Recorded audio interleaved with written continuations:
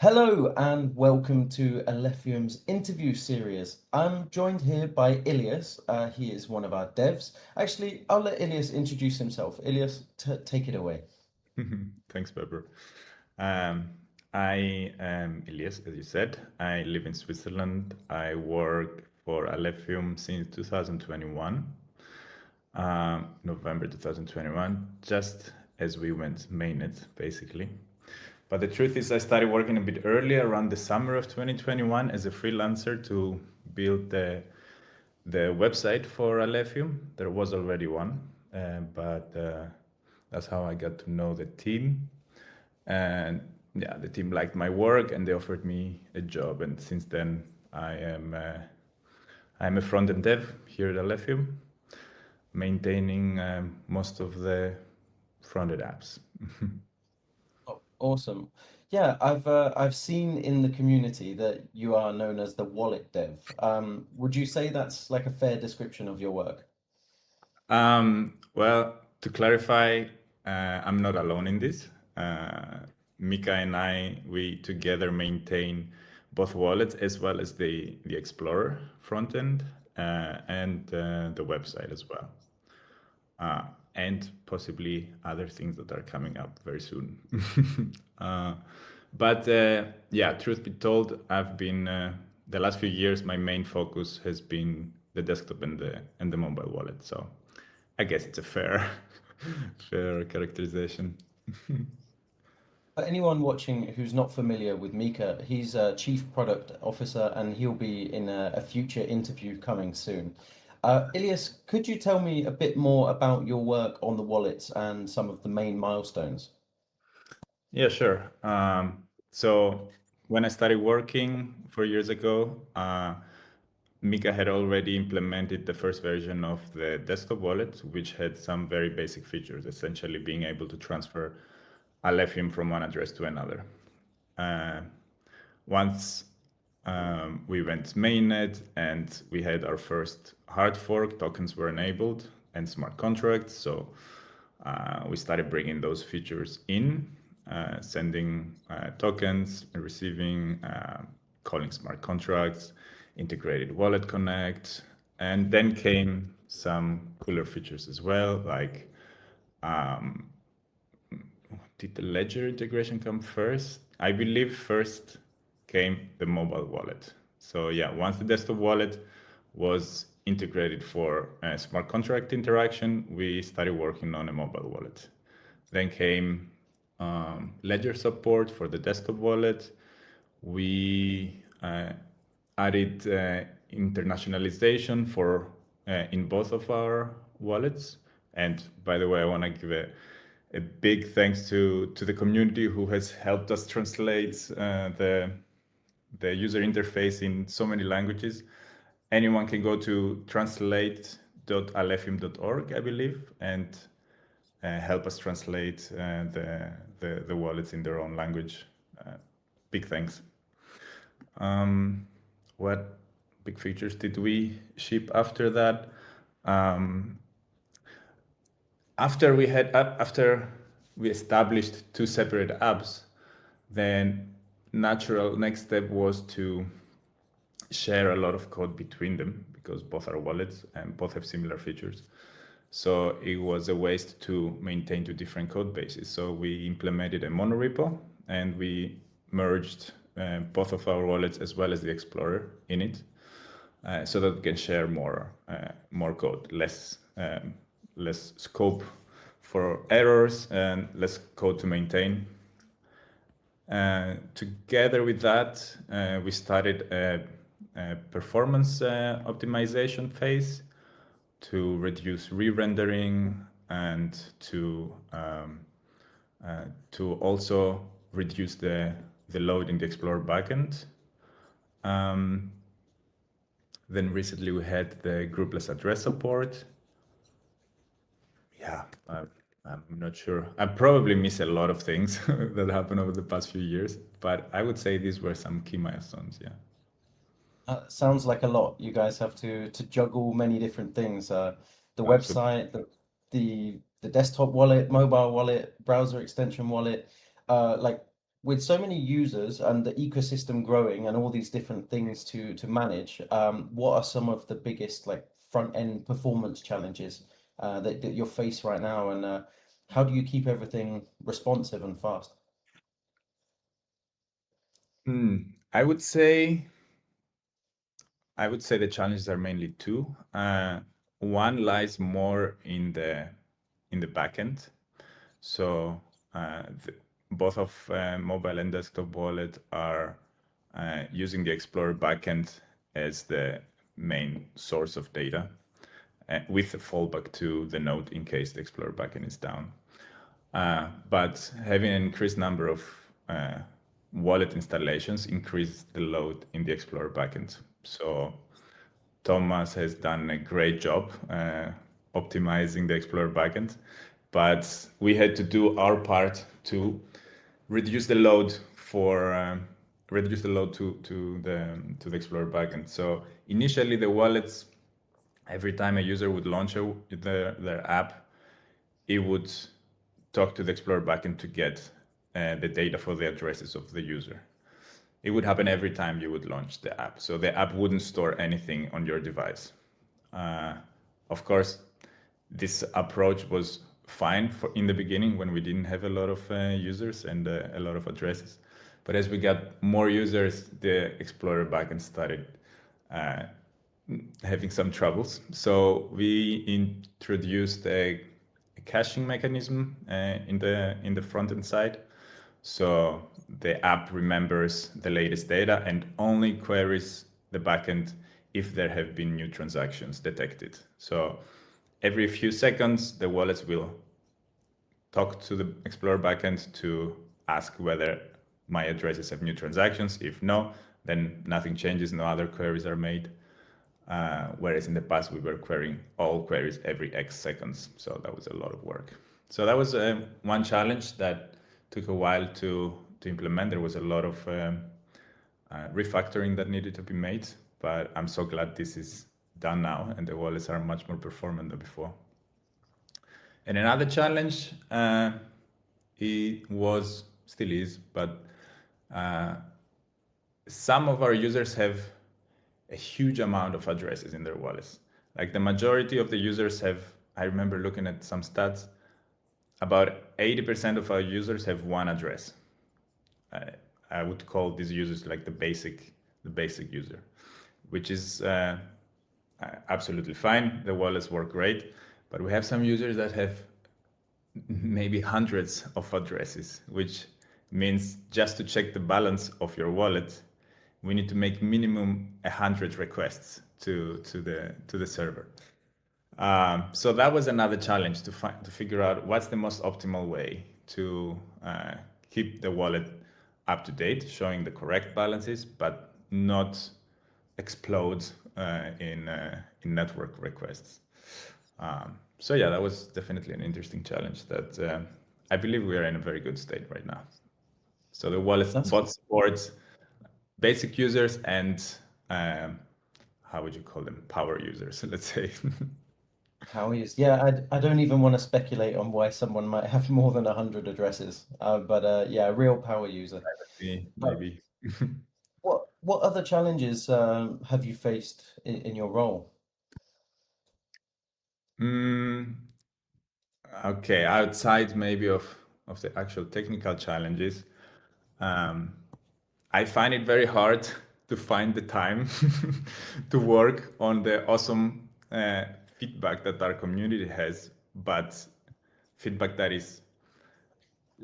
has lower priority than our next big thing, and there is always a next big thing in Alephium.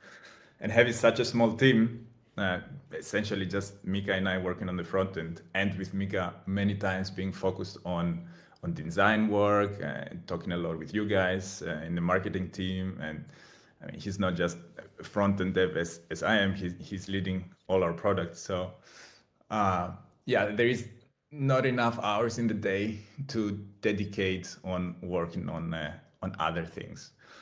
But yeah, every now and again, I will steal some time to creep in some low-hanging fruits from what the community has suggested.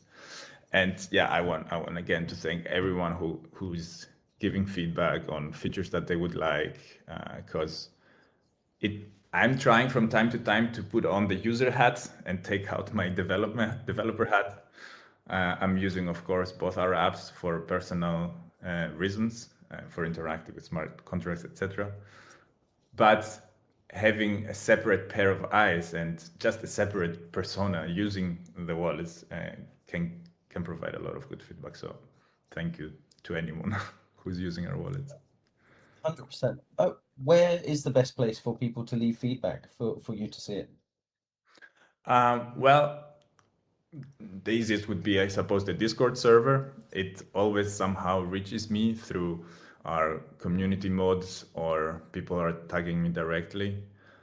Other is we have a features board on our GitHub monorepo, so people have also submitted there some of their feedback, issues as well in the issues board. But I would recommend the feature board being better because you can upvote, so you can see which feature request has the most popularity. But yeah, anywhere, Telegram, Discord, GitHub, feel free, whatever is easiest for you. That's great. For anyone watching who wants to see these like iterative updates and releases, we do share them every weekend on Twitter. The front end and back end team are super transparent. They tell us every week what they've been working on exactly. It's all there on Twitter to see, or X, whatever you call it these days. So about like working on a dev team that delivers iterative product releases. How does that process work when you're balancing a major upcoming product with also managing these iterative product releases of the wallet? Um, yeah, with Mika, we have a pretty good flow. Of course, everything is done on GitHub, so we make pull requests and they get merged after reviewing. For the desktop wallets, we create RCs, release candidate releases, which we share with, first of all, the team on Slack. And we also share it with some esteemed members of our community that are willing to test with us these early stage versions. So they help a lot in finding out some obvious bugs, let's say, so that the community doesn't have to do that. So I'm very appreciative of those guys. And then once they give the green light and the team has tested, we release the desktop wallet on GitHub. People can launch their app and it will auto update. So this flow is pretty fast. As long people have time to test, it can go within a couple of days. We can have a new desktop wallet version. For the mobile wallet, the process is a bit slower because we have to involve the app stores, the Apple App Store and the Google Play Store. In this case, we follow a similar procedure. Again, we test internally and we also test with our community. But once, let's say, there is a new feature I want to ship, or even a bug fix, I will fix it in the code. Mika will review it. We merge it. We give it to the team to test and to the community, to our close community. All this can happen within the day. But once I want to publish this, I have to submit it to the app stores, and they have to review it. And this review process can take maybe 3 days, sometimes 4 days, until they just review the new code that I have pushed. Once they have reviewed and they given the green light, then I can submit it for a beta release. And we have to give some time for our beta testers to test this new version. By the way, we have more than 600 registered beta testers, which is amazing. I think we have like 300 about 330 or so on Google and another 250 on iOS with test flight.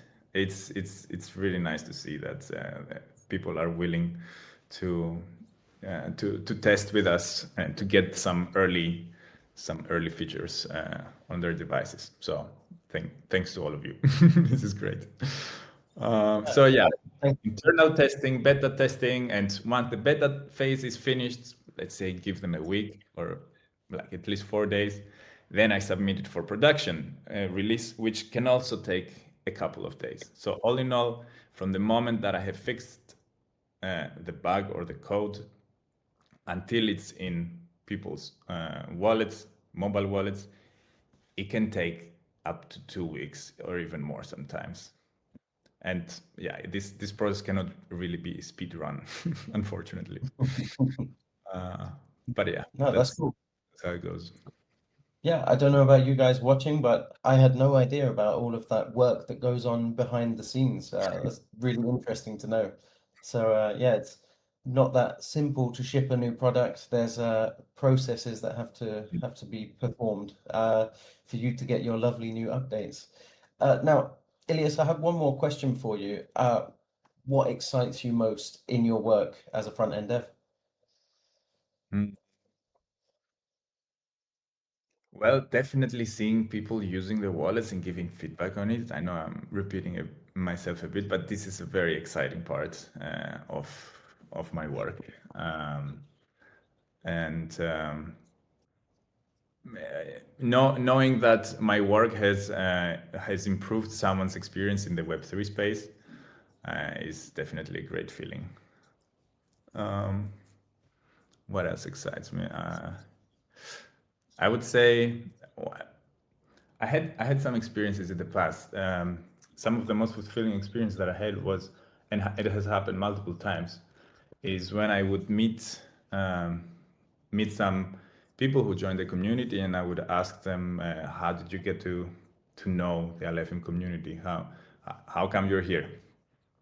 And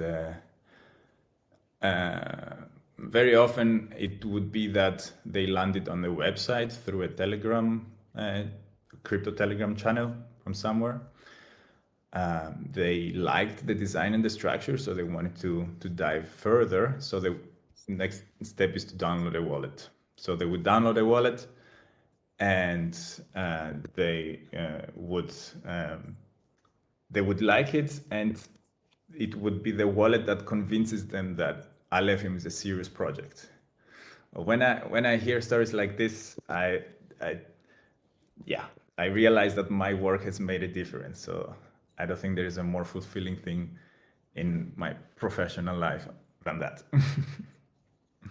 I agree. So, We all want to have a big impact, right? So mm, Ilias, I want to say thank you very much for your time. And once this call's over, I have to ask you about your hair care routine because I'm really envious. I'm sure many people watching are, what a lovely head of hair you have. Um, I'm sure we'll see Ilias again in future videos. So yeah, let's say goodbye. bye, Thank you very guys. much for your time. Bye bye. Thanks, Pepper. Guys, you're still watching. The video's over, isn't it? Oh, wait, perhaps Ilias, you have one more thing that you want to say before we go? I do have one more thing to say. There was another challenge that I've been facing as my at my work, which is finding open source devs who want to contribute to our projects and get rewarded for it. Um, I have made several attempts in the past, mainly on Twitter and on Discord, to look uh, for good front-end devs in our community that are willing to help me and Mika implement all these cool features that you guys have in our wallets and exploring everywhere. And we can reward you for it with the good old Alf. So this has worked in the past. I had some very good contributions that I was super happy with, and they were rewarded for their work.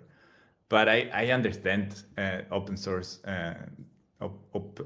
work is difficult, and it's hard to find good people to do. But yeah, please reach out to me or to Mika or to any of the team if you feel that you can just pick up an issue, work on it, show us the codes, and if it's good work, you will be rewarded. Don't hesitate.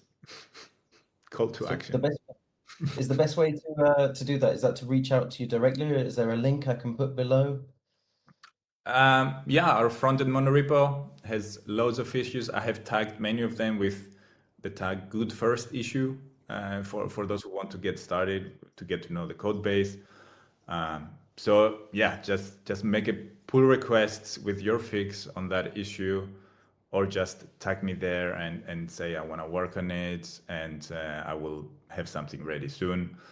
So yeah, on GitHub, I would say is the best way.